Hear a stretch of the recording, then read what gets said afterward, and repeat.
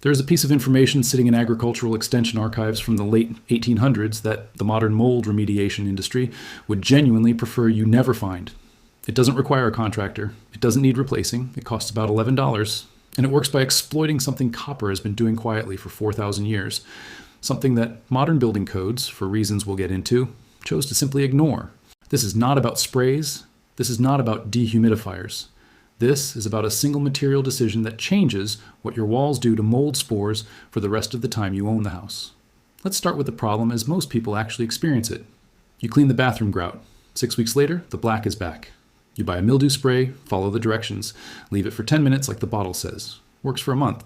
Then spring comes, humidity climbs, and that same corner above the shower looks like it's never been touched. You run a dehumidifier all summer. $300 a machine running 24 hours a day, and the mold just waits you out, moving to a slightly different wall when you're not looking. Most people eventually accept this as a feature of home ownership. You fight mold, you lose ground slowly, you buy more product. That's the loop.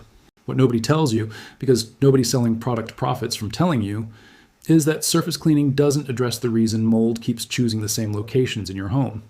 You can scrub a surface perfectly clean and have new spore colonization begin within days because the underlying conditions that make the surface attractive to mold haven't changed at all.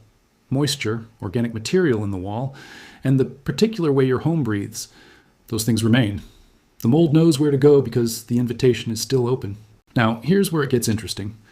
If you go back to agricultural literature from the late 19th century, the kind of practical hands-on documentation that land-grant universities produced before research was driven by commercial partnerships, you find something that modern building science quietly stepped around. Copper was already well understood as an antimicrobial material by 1890, not in a vague folk remedy way, in a documented, reproducible, field-tested way. Farmers and stonemasons across Pennsylvania, Ohio, and the German settled communities of the Midwest had observed for generations that structures built with copper contact points at their foundations showed dramatically less rot, less fungal growth, and cleaner interior air than neighboring structures built without them. This wasn't mysticism. They were observing contact antimicrobial action, which we now understand at a molecular level. What copper does, and this is the mechanism that makes everything else make sense, is release ions continuously into any surface it contacts. Copper ions are toxic to microbial cell membranes at concentrations far too low to affect humans or animals. The cell wall ruptures. The organism dies. This is why copper pipes have been the global standard for drinking water distribution for over a century, why hospital ICUs in multiple countries have switched to copper alloy touchpoints to reduce pathogen transmission, and why the EPA has formally registered over 400 copper alloys as antimicrobial materials under federal pesticide law. This is not folk science. This is established material chemistry. The application that the old agricultural communities used, running bare copper wire along the base of moisture-prone walls in contact with the framing or masonry and grounding it into the earth outside, was essentially creating a continuous, low-level antimicrobial contact surface across the most vulnerable zone of the building envelope. Not a spray that degrades in 6 weeks, not a filter that needs replacing, a passive material installation that keeps releasing ions as long as the copper exists. So why isn't this standard? Why isn't bare copper wire along the baseboard of every bathroom just part of how houses are built? This is where you have to understand how building codes actually form. Residential construction codes in the United States were largely standardized in the 1940s and 1950s, written primarily by industry groups whose members had strong commercial interest in what got specified and what didn't. Copper wire going into a wall as a passive antimicrobial contact element doesn't generate a recurring service contract. It doesn't require a certified installer. It doesn't need annual replacement. From a product market standpoint, it is a terrible solution because you only ever sell it once. What the industry settled on instead was a remediation model. Don't prevent mold conditions structurally, sell treatments after mold appears. That market is now worth over $4 billion annually in the United States alone, or $4 billion built entirely on a problem that a structural passive solution could dramatically reduce. There was no conspiracy meeting. There didn't need to be. The incentive structure made the decision automatically, and the code writing process formalized it. The old agricultural communities that kept using copper grounding weren't making a political statement. They were just building the way their grandparents had taught them, passing down what worked because it worked. And in those communities, the structures stayed clean. The mold problems that plague modern homeowners simply didn't accumulate the same way. Here's how you apply this in a house you already own, without touching a single electrical system, without a permit, and without a contractor. Go to any hardware store and buy a 25-foot roll of number 10 bare solid copper wire. Not insulated, bare copper. That will cost you roughly $15.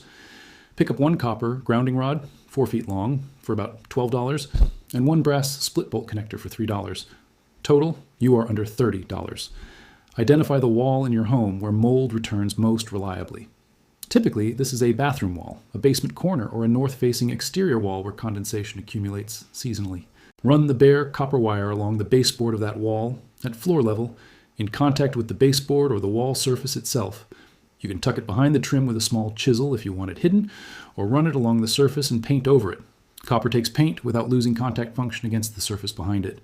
The wire needs to exit the building and connect to the grounding rod driven at least 4 feet into the soil directly outside that wall, as close to the foundation as practical.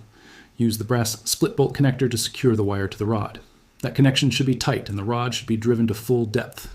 That's the installation. No power source, no batteries, no switch. The earth acts as the ion sink, the copper provides the continuous contact surface, and the wall environment begins to change within a couple of weeks as the ionic activity builds across the surface. If you want to go further, and this is the detail that shows up in the older agricultural literature and was practiced by the more careful builders in those traditional communities, you can add a secondary scavenging layer. Take chunks of oak bark from fallen timber, not a living tree, slow char them in a covered metal container over low heat for 3 to 4 hours until the material is black and brittle all the way through. Wrap small amounts loosely in cheesecloth and tie these bundles along your copper wire at 12-inch intervals. Charred oak in this form is highly porous and acts as an active adsorption surface, pulling airborne spores out of the immediate air column and holding them against the grounding path. It's a low-tech activated carbon layer that amplifies what the copper alone is doing. One batch of charred bark, stored dry, lasts several years. The cost adds effectively nothing to your total. A few honest limitations before you go install this expecting miracles. If you have an active water intrusion problem, a leaking pipe, water penetrating through a foundation crack, a roof leak feeding a wall, this technique will not overcome that. Copper's antimicrobial action works on surface contact and airborne spore settling. It does not eliminate moisture, and mold driven by a constant water source will overwhelm the ionic effect. Fix the water first. Always fix the water first. This is a structural mold prevention measure, not a substitute for basic building maintenance. Additionally, if you already have a significant active mold colony behind your drywall, the correct first step is remediation. Remove the affected material, allow the framing to dry completely, then install the copper as your prevention layer going forward. Copper prevents mold from establishing. It does not meaningfully penetrate and kill a colony that is already entrenched inside the wall cavity. Here's what I want you to sit with. The knowledge that copper contact surfaces inhibit microbial growth is 4,000 years old. The documentation that this applies to building structures is at least 130 years old. The EPA has formally registered the mechanism under federal law. Hospital systems in Europe and North America are installing copper alloy surfaces specifically for this effect right now in the most scientifically demanding environments on Earth. That gap between what is known and what gets sold to ordinary homeowners is not an accident. It is the predictable outcome of a market that profits from recurring problems, not permanent solutions. This is Hidden Fix Lab. If this is the kind of thinking you came here for, the next video covers something that's been quietly confirmed by water treatment research for over 60 years, and that most municipal water systems would rather you not try at home. I'll see you there.